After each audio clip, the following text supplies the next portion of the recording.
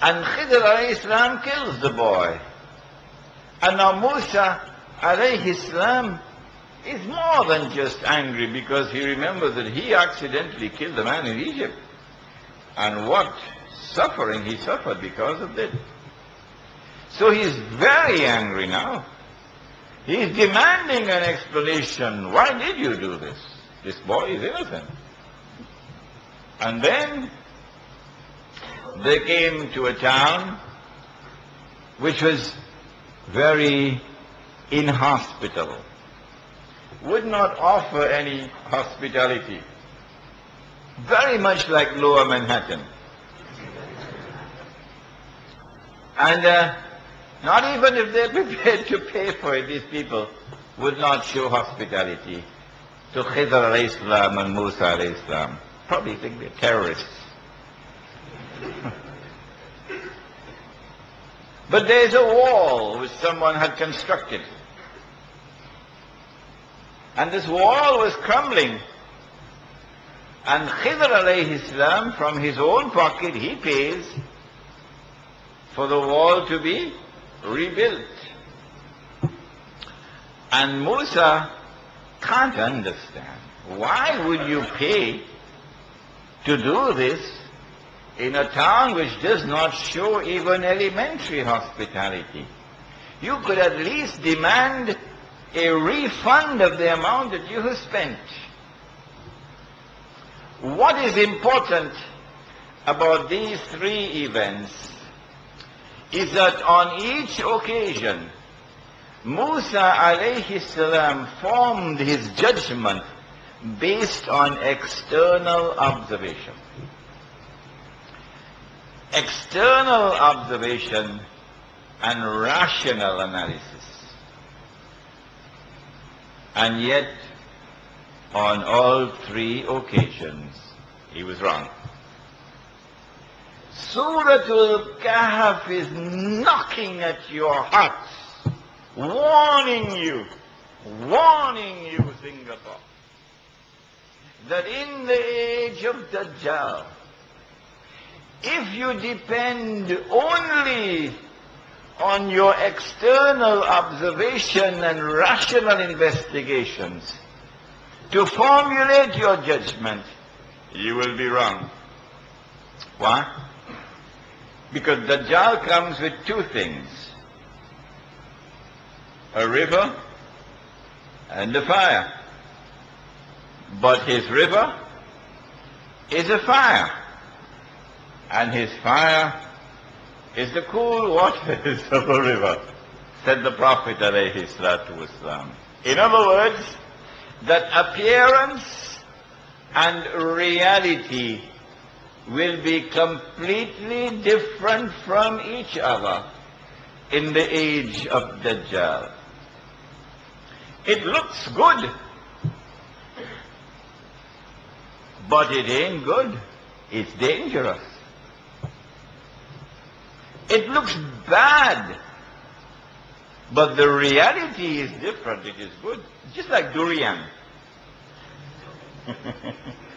You don't judge a durian by the external smell. Huh? You judge the durian by the internal taste.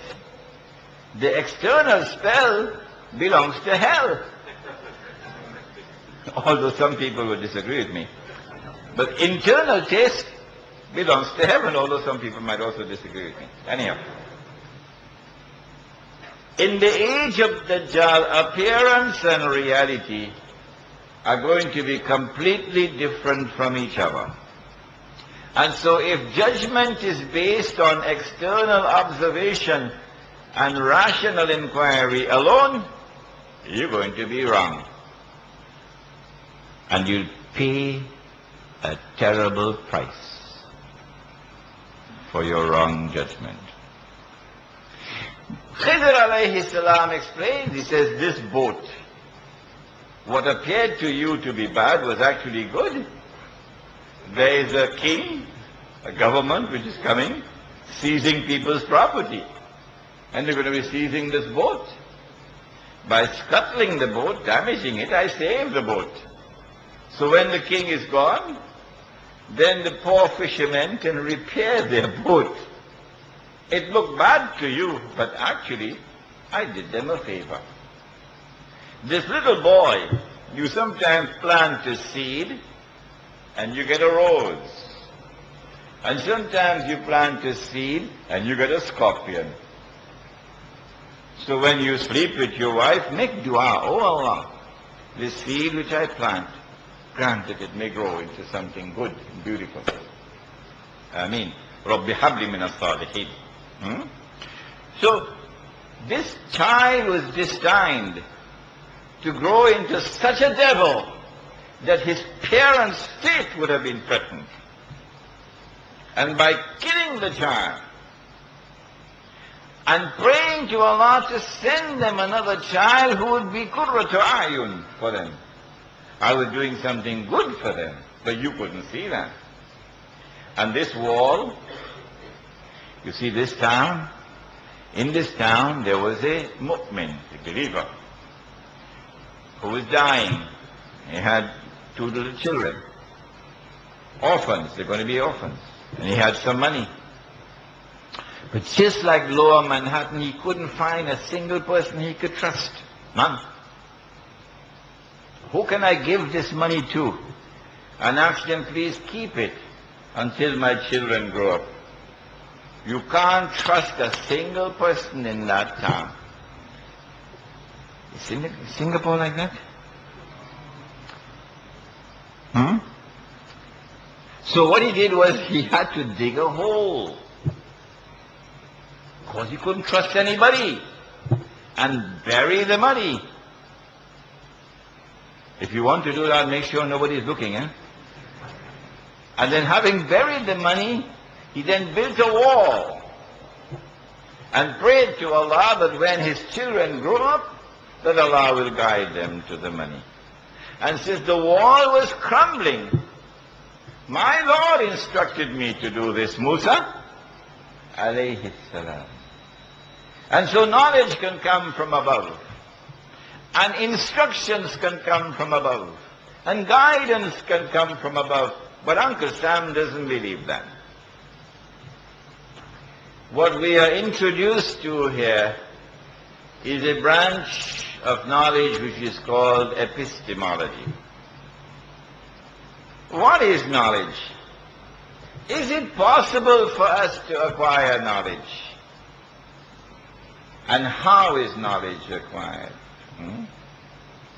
The Quran teaches us, if you acquire knowledge, that knowledge wherein there is no doubt, never becomes obsolete, like the computer from 10 years ago. كلا لو تعلمون اليقين. If you had that knowledge which is born of certainty, knowledge which comes directly from Allah, لَتَرَوُنَّ الْجَحِيمِ. You would be able to see the hellfire. And so, yes, knowledge is possible. But remember, the knowledge doesn't only come this way. It also comes this way. Remember that in addition to knowledge externally derived, knowledge is also internally, intuitively, spiritually acquired.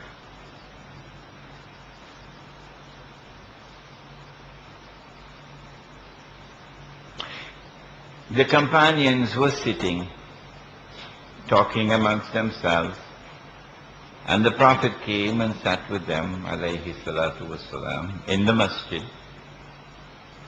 And this was after the farewell Hajj. They had returned to Medina. And so he has only about 81 days left in his blessed life. This is the last part of his life. When suddenly a stranger entered into the masjid, dressed all in white, black hair, spotlessly clean, no dust upon him. Yet no one could recognize who he was, and he was not a traveler. So, what happened? He dropped out of the sky? This is mystery. This is suspense. This is drama that will continue to remain with us until the end of the world. Who is this man? And he came and sat directly in front of the Prophet ﷺ.